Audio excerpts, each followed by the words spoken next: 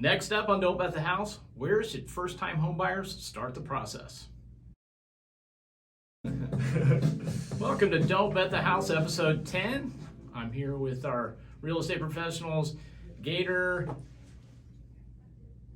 Where's the Gator today? Man, he's at home. We had Thanksgiving dinner today, so I had to dress nice for our family. Okay, Thanksgiving, that's a good excuse. That's Brendon Harper and our other real estate professional, Laser Guided Picks, Luke Laser. How are you, Luke? Hey, Mike, on last week's episode, you said it was episode 9 and it was really episode 8. Well, so we're just going to go. We've skipped one. Pretend like that didn't happen. For all of our loyal watchers, the three of you, you know this is still episode 10. We're up to 8, okay. Okay, guys, so the average person, they get out there, they're scrolling the internet, they're looking at houses, and they can do this for a long, long time, but eventually it's like they feel like it's time to pull the trigger. What's the first thing they should do at that point? The first thing they should do at that point is call a professional, which is one of us. And the reason I say that is because, we have, obviously we're the real estate professionals. We have the people to work with. And I think we can answer a lot of questions that, we always talk about, preconceived notions that a lot of first-time home buyers have, which is that they should have 20% down, they need to have, $100,000 in savings, whatever it is. And as we all know, that's untrue. But, I've worked with a lot of first-time home buyers, and they call me and they ask me these questions right away. Well, we don't have 20%. We don't have an 800 credit score. And, you have to stop them at that point in time and say, hey, just come talk to me. And at that point in time, that's where we start guiding them. And, you let them know how to find a lender. You refer them to people. You let them know about, we'll help you find an insurance agent. Whatever those things are, we can guide you on that. But I just think that it's so, you get told so many things your whole entire life, and, you don't ask the right questions because you don't want to feel dumb to people. And so you just have all these notions that are untrue. So to me, I feel like the most important thing they should do is call a professional. And if they call a professional, they're going to get the answers they want. And that's why I'm your realtor. There you go. I like the name tag. Luke, what do you have to say here? And I'm your realtor's realtor. And so I agree. I like being that first point of contact for somebody when they're starting the process. And the reason why I like being the first point of contact is, like Brendon said, we can help with a lot of the preconceived notions that are out there. We can help educate what the market conditions are actually like. We are the point of contact to get folks into a house, which I think is the most important step of starting your first purchase, or actually getting in and looking at houses. We also have great resources at our disposal. I think having a good mortgage lender on your team who is responsive, having a good insurance agent who can shop different companies to get you the best coverage for the best price. Those are all part of the team, but as a full-time, full-service real estate agent, I can help educate on the market. We can go into a house. I can help educate on the structural integrity of the house, so we're making a good financial decision moving forward, and setting up, especially those first-time home buyers, for success down the line. So, I think a lot of people that I've talked to almost talk themselves out of the process before they actually get in it. I can't do this, just like you were talking about. And it really is important to talk to people that actually are in the business, and they can tell you where you really stand. Well, the thing about us is we can help simplify the process for people. You don't need to have all these people on your team if you contact a professional, because we have good relationships that we can help guide you through the process. One thing about it is, obviously we're talking about first-time home buyers, and we've kind of brought it up, recently. We've talked about it a lot. And for me, it's very important right now to stress that this is a great time for first-time home buyers. I've seen multiple times lately the fact that, you can get in there with just your down payment. Sellers are paying closing costs again, which hasn't happened in years. Yes, the rate is a little bit higher, which it did go down last week, and people are starting to talk about it. But, I would rather be in a situation as a buyer where I can go purchase a house and all I have to come in there with is, my earnest money, my inspection, my down payment. Yep. I don't have to come up with closing cost. Yes, I'm paying a little bit higher interest rate, but I don't have to pay, I would rather get into that at a good price, pay a little bit higher interest than go $25,000, $30,000 over asking price to get a property. Yeah. And I just, that's the thing is right now, I just feel like so many people listen to everything that's going on around them, and there's so many, thoughts and everybody's opinions, and it's just half of them, 3/4 of them are not true. Yeah. So to me, that's extremely important. And like I said, as a first-time home buyer, I cannot stress this enough. The market is fabulous for you. The prices are coming down. You don't have to have, the appraisal gap. And we'll explain all this, the appraisal gap. You don't have to have, all the money for the repairs. You don't have to have your closing cost. You can get in with a minimal amount of money right now, which is extremely important because that's where most people fail to purchase a house is, as we all know, when we were first trying to purchase a house, coming up with $30,000 and $40,000 is extremely hard as a young couple, Yeah, freshly married, absolutely. Yeah. So right now is a great time. Well, I look back at the first-time home buyers that I've helped out over the last few years. How many of yours have had 20% down to put on a house? Very few. Almost none Yeah. of mine. Most of them are in that 3.5%, 5%, maybe up to 10% range. Where the last 2.5 years, it was really hard to get somebody under contract that had that low of a down payment when they were competing against all these other offers where people were coming in with cash, coming in with 50% down or 30% down.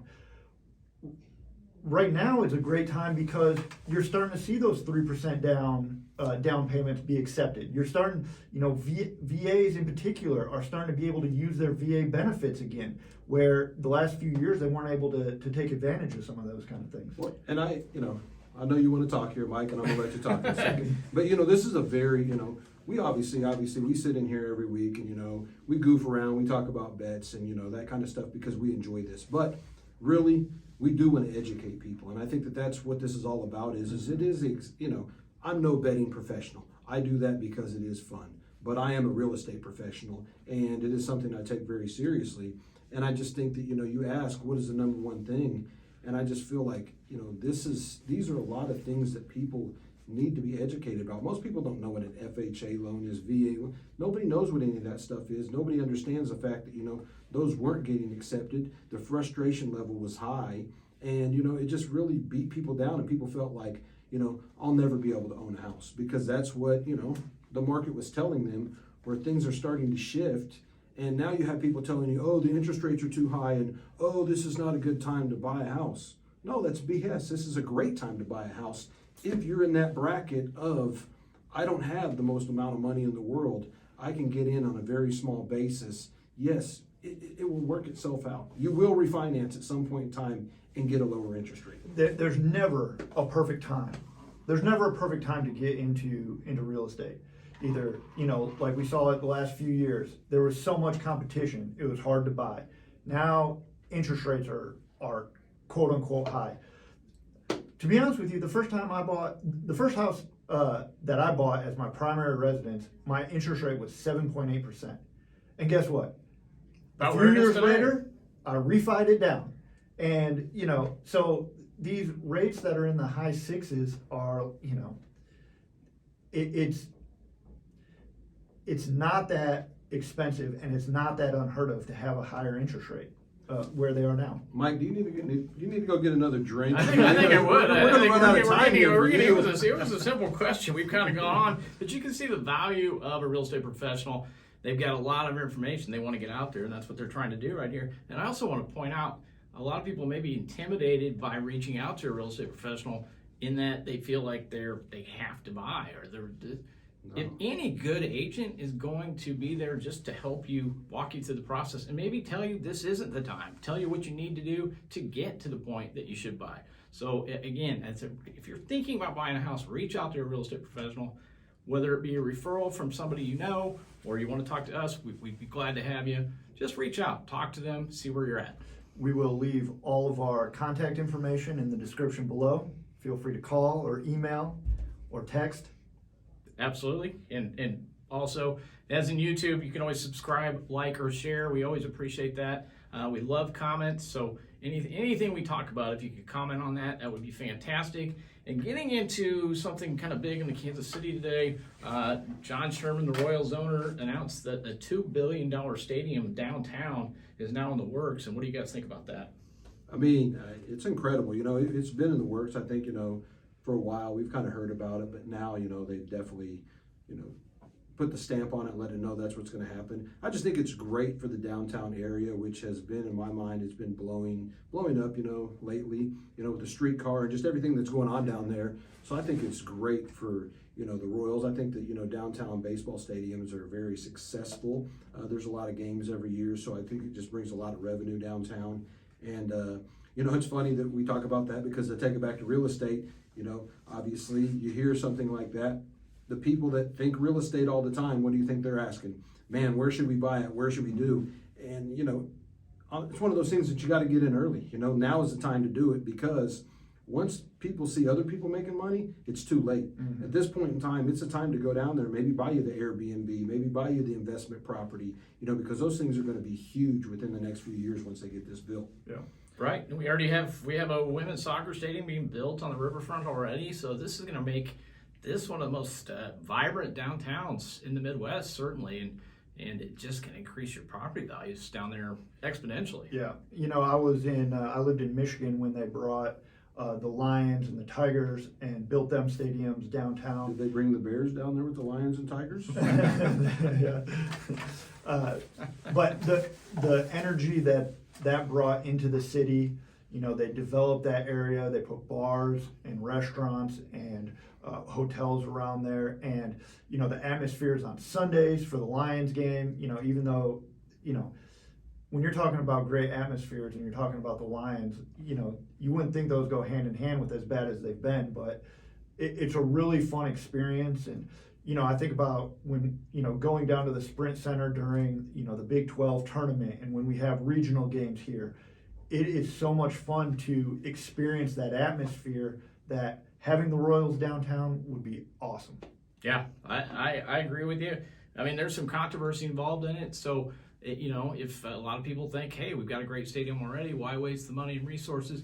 I think we disagree with that. I think we've shown that. But, hey, leave us your comment on this and let us know your thoughts. The best comment we hear, we'll give you a $50 Quick Trip gift card, and you can put some gas in the tank to get downtown. So, anyway, with that, we're going to move on to our pick segment. We were 4-1 last week off the Brendon and I both hitting the Chiefs under, which is a good, when we agree, it seems to work out pretty well. What are we thinking this week? We're going to start with Luke. Well, Mike, yesterday I had a great Drew Timmy under 18 points, or it was 19 and a half points. I bet the under. He only scored 18.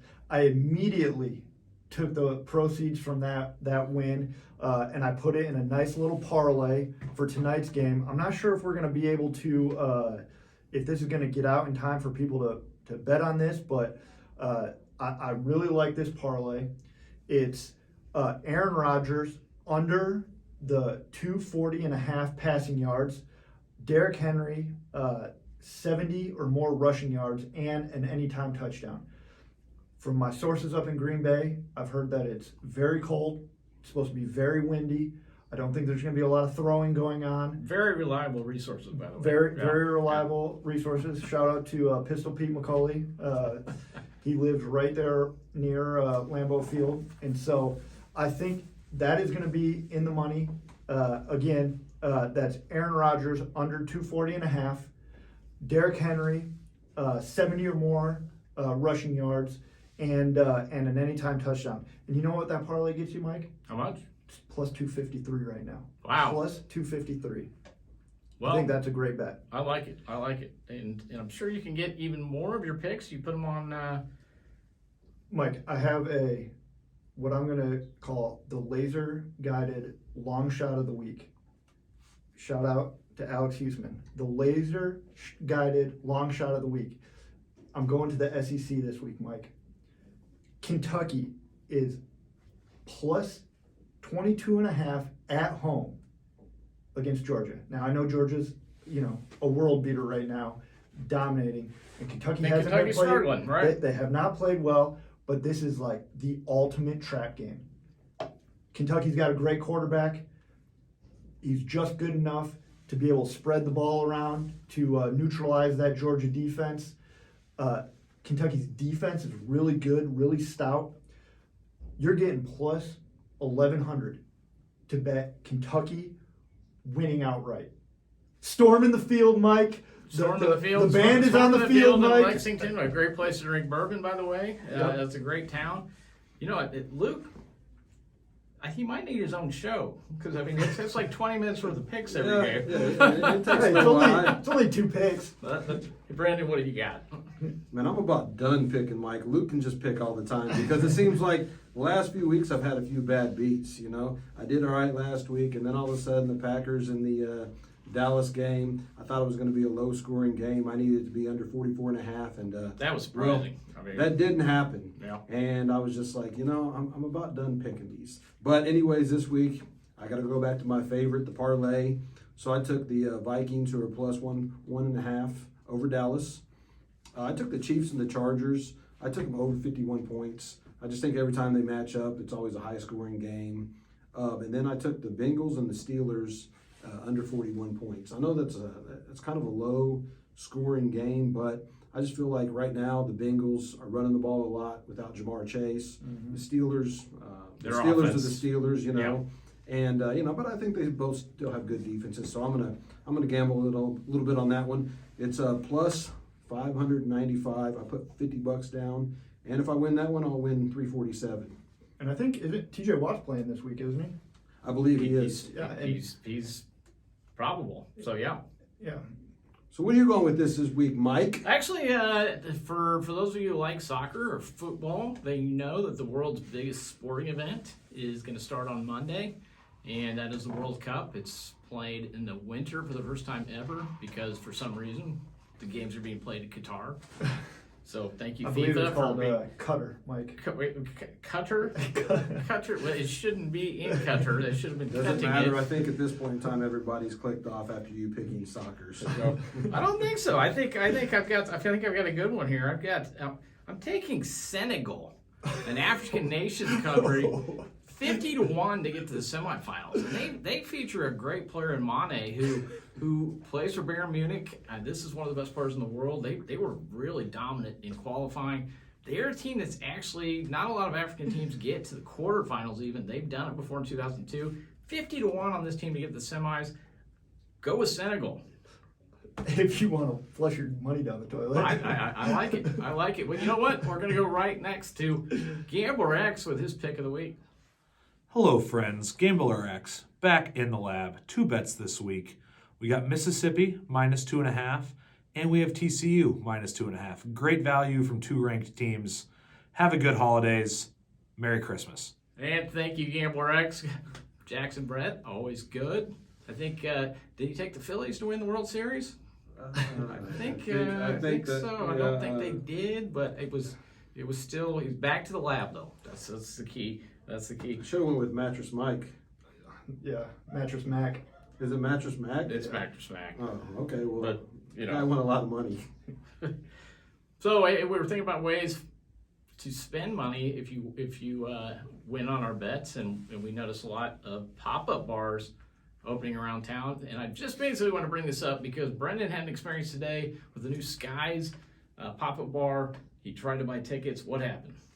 I mean, the tickets went on sale at 11/17 because, it's the 17th of the 11th month. Makes sense. So I was sitting there waiting for them to go on. And as soon as they went on, I clicked buy 4 tickets, and I had another bad beat. Gone. Like within 30 seconds, all the tickets were gone. But last year I actually went down to Westport and I did some of those pop-up bars. And I just, I think it was fun. I think that, a lot of people get in the Christmas spirit, and as an adult, it's kind of harder to get into the Christmas spirit a little bit because, we're not the little kids that wait for Santa Claus to come, You just, you still got to go on with life, and then you got to figure out how to, make it enjoyable. And I just think it's one of those things that you get to go down there and kind of let loose and dress up, and I can be the Grinch and still enjoy a good day at a pop-up bar. Yep, the festive holiday season. It's one of the things that helps make, Kansas City feel like a small town atmosphere, having, all these Christmas pop-ups. The whole city gets involved with it, and it makes it for a really fun holiday atmosphere. Another great thing about Kansas City, and if you're lucky and you go to these pop-ups, you may even run into the crew at Don't Bet the House. And if you do run into us, come up. We'll buy you a shot. Why not? So, hey, that's it for today's show.